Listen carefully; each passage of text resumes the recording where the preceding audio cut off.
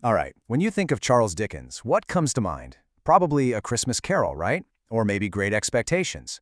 But what if I told you his greatest, most serious work of art was a novel you've probably never even heard of?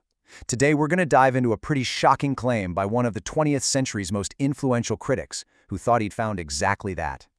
Yeah, the novel is Hard Times, and for decades, it's been pretty much dismissed as a minor work, kind of forgotten. But then this critic, F.R. Leavis, comes along and argues that it wasn't just a masterpiece, but in some ways, it was Dickens's only true masterpiece. I mean, wow.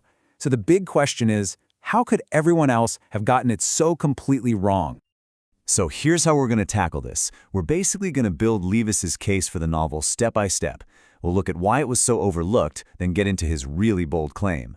After that, we'll explore why he calls it a fable, see the big battle of ideas at its heart, watch how one whole philosophy just collapses, and then we'll get to the final verdict. Okay, first things first. Why was this book so neglected? Well, for a long time, critics had a very specific way of judging a Dickens novel. What they loved, what they looked for, was that classic Dickens's thing. You know, these huge, sprawling worlds, characters so full of life they practically jump off the page, a kind of glorious, creative messiness.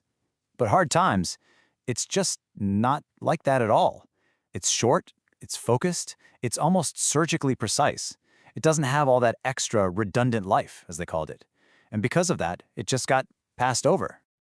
But then, along comes F.R. Leavis, and he basically says, hold on, you're all using the wrong measuring stick.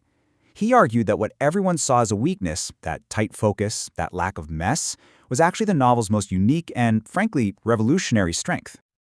And this quote right here, this is his whole argument in a nutshell. Leavis is claiming that Hard Times pulls off something that no other Dickens novel does. It achieves this incredible level of artistic focus, this complete seriousness. For him, the tight control wasn't a flaw at all. It was the entire point. Now, to really get what Leavis is talking about, he says we have to totally shift our perspective. We have to stop thinking of Hard Times as just a regular novel, because it's not. It's a completely different kind of story. He calls it a moral fable. And think about what a fable is, right? In a fable, nothing is wasted. Every single character, every scene, every line of dialogue, it's all there for a reason. It's all working to serve one single powerful theme. There's no redundant life, because in a fable there just can't be. So what's that central theme in Hard Times? Well, it's a complete and total takedown of this cold, calculating philosophy that was huge in Victorian England, utilitarianism. That's basically the belief that everything and everyone can and should be measured by its practical usefulness. It's this laser-sharp focus that gives the book its incredible power.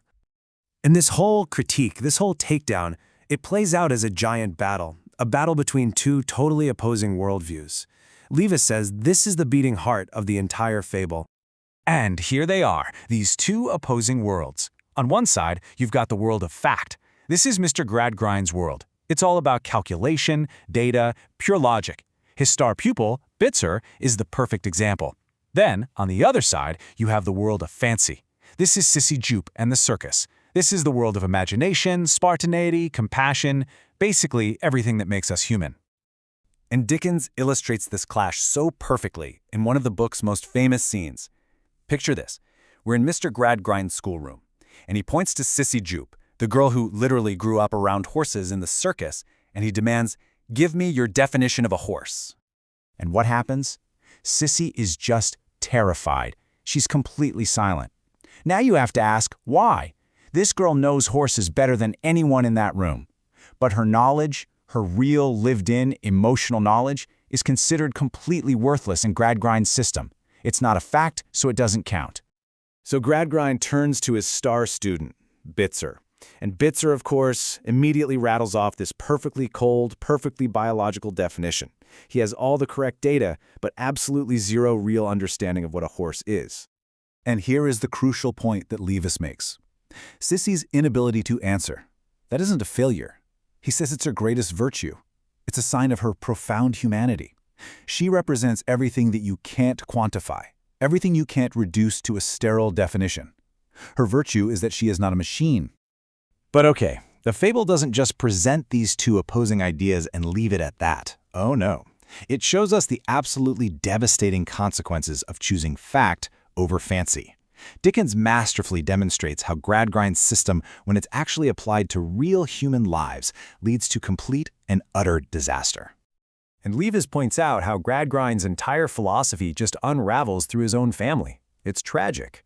His daughter Louisa, who was raised without any emotion, she just collapses. His son Tom, who is taught nothing but self-interest, he becomes a common thief. And then, in the final brutal, ironic twist, his star pupil, Bitzer, turns that cold, hard logic right back on his own teacher. And this all leads to the big climax of the book. Tom's crime is discovered, and Bitzer is the one who catches him. A completely broken Gradgrind confronts Bitzer, and in this moment of pure desperation, he throws his entire philosophy out the window. He makes this gut-wrenching human plea for compassion. He looks at his perfect student and asks him, "Have you a heart?" Bitzer's reply is absolutely chilling. He doesn't even understand the question on a human level. He reduces the very idea of a heart to a biological pump. It's this moment where you realize he is the perfect product of Gradgrind's education. He's a thinking machine with absolutely zero capacity for mercy. And right here, this is where Gradgrind's own creation delivers the final crushing blow. Gradgrind is begging him, pleading with him to remember the education he gave him, and Bitzer just replies that it was a transaction, a simple bargain, and now the bargain is over. He uses the exact principles of self-interest and cold calculation that he was taught to completely destroy his own creator. It's just devastating. So, after completely demonstrating the total moral and emotional bankruptcy of this philosophy of fact, Dickens delivers the fable's final, profound moral. And what Leavis absolutely loved is who Dickens gives this final piece of wisdom to. It's not a scholar, not a philosopher, it's the lisping, kind-hearted circus owner, Mr. Sleary. And he's the one who explains that there's a different kind of calculating in the world, the logic of love and compassion, something the Gradgrind system could never, ever understand, let alone measure. Now, to be clear, Leavis wasn't saying the novel is perfect. He was a tough critic. He fully admits that the character of the worker, Stephen Blackpool, is way too sentimental. And he points out that Dickens's view of trade unions is, well, pretty simplistic. But, and this is the key, he argues that these flaws don't even touch the book's central, powerful artistic achievement. And all of this really leaves us with a big question, doesn't it? Leavis's whole argument for Hard Times forces us to rethink what actually makes a novel great. Is it that sprawling, messy, abundant life we see in other Dickens books? Or can greatness be found in a perfectly focused, perfectly controlled, and deeply serious moral vision? Leavis certainly made his choice. The real question is, what do you think?